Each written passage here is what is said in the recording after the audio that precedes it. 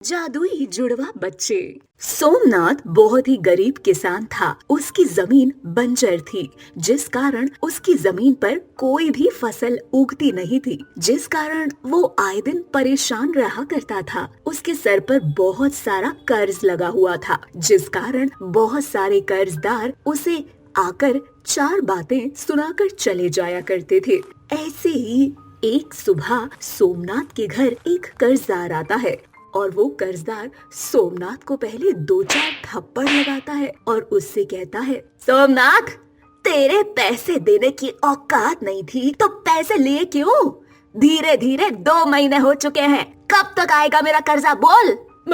मालिक, मुझे माफ कर दो, मेरे पास अभी इतने पैसे नहीं है, मैं आपका कर्जा चुका पाऊँ। कुछ दिन की और मोहलत दे दो, प्लीज दे दो मालिक, मैं आपका एक एक पाई चुका दूंगा।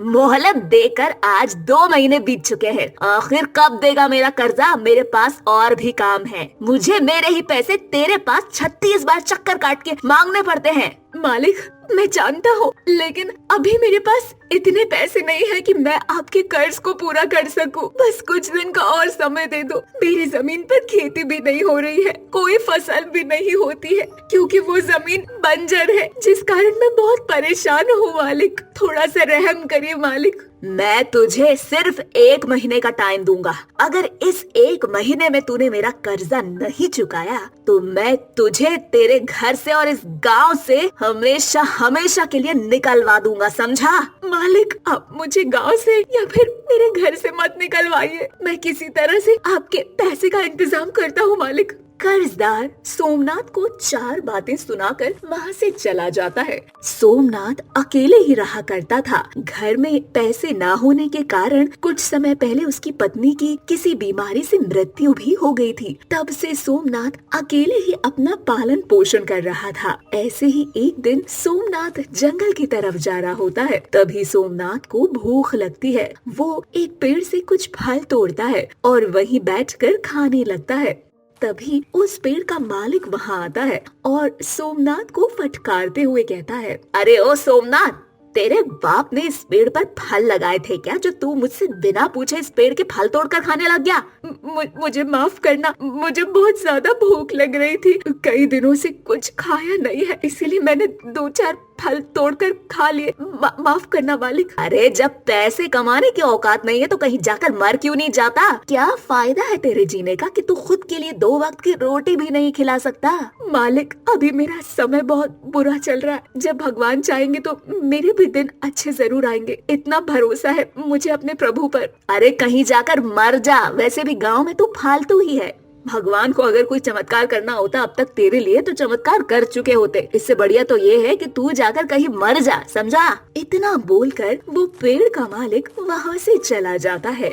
सोमनाथ उस आदमी की बात सुनकर सोच में पड़ जाता है और खुद से ही बोलता है, क्या मेरा मर जाना ही बेहतर होगा? हाँ, मैं मर ही जाता हूँ, जीकर भी क्या करूँगा? ऐसा बोलकर सोमनाथ जंगल की तरफ बढ़ने लगता है।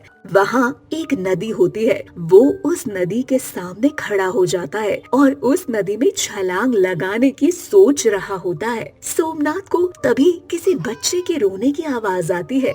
सोमनाथ देखता है कि वो दोनों बच्चे जुड़वा होते हैं। सोमनाथ उन दोनों बच्चों को अपने साथ अपने घर ले आता है। ऐसे ही कुछ दिनों तक सोमनाथ किसी तरीके से उन बच्चों का पालन पोषण करता है। 1 महीने का समय बीत जाता है और वो कर्जदार फिर से सोमनाथ के घर आता है और सोमनाथ को फटकारते हुए कहता है, सोमनाथ, चल जल्दी चल, अब ये घर खाली कर। 1 महीने का समय बीत गया और तूने मुझे मेरा कर्ज नहीं दिया ना, चल घर खाली कर। मालिक, मुझे माफ कर दो, मैं पैसों का इंतजाम नहीं कर पाया। सोमनाथ कर्जदार से बात कर ही रहा होता है कि तभी अंदर से बच्चों के रोने की आवाज आती है। सोमनाथ अंदर जाता है और देखता है कि बच्चों के सिरहाने पर सोने के सिक्के रखे हैं। वो सिक्कों को देखकर हैरान हो जाता है। तभी सोमनाथ को एक आवाज आती है, सोमनाथ, सोने के सिक्के को बेचकर अपना कर्ज चुकता करो सोमनाथ। सोमनाथ को समझ ही नहीं आ रहा होता है कि ये सब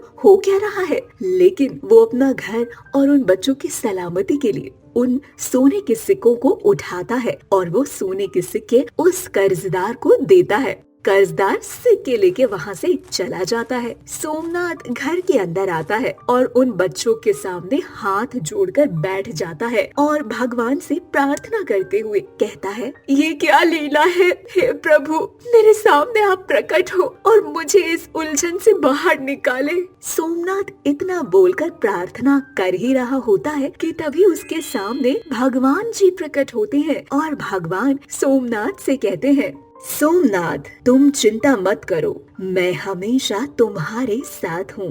मैंने देखा है कितनी भी कठिन परिस्थितियाँ क्यों ना हो, लेकिन तुम्हारा मुझ पर से भरोसा कभी नहीं उठता। ये जो बच्चे तुम्हें मिले हैं, ये कोई आम बच्चे नहीं है, ये एक जादुई बच्चे हैं।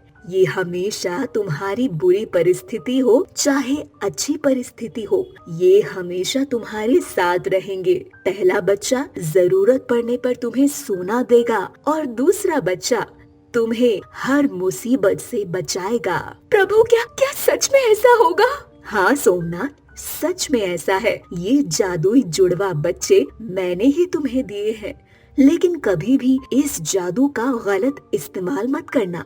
हमेशा जरूरत पड़ने पर ही इसका इस्तेमाल करना और जो भी जरूरतमंद लोग हैं उनकी मदद भी करना। इतना बोलकर भगवान वहाँ से चले जाते हैं। सोमनाथ अब उन जादुई बच्चों की मदद से अपनी जरूरत के अनुसार सोना मांगता और उस सोने को बेचकर अपना रोजगार शुरू करता। धीरे धीरे सोमनाथ एक बड़े सेठ में बदल जाता है। उसका घर झोपड़ी से बंगले में बदल जाता है। सोमनाथ बड़ा ही नेक दिल इंसान था। वो गांव के बहुत सारे गरीब लोगों की मदद भी किया करता था।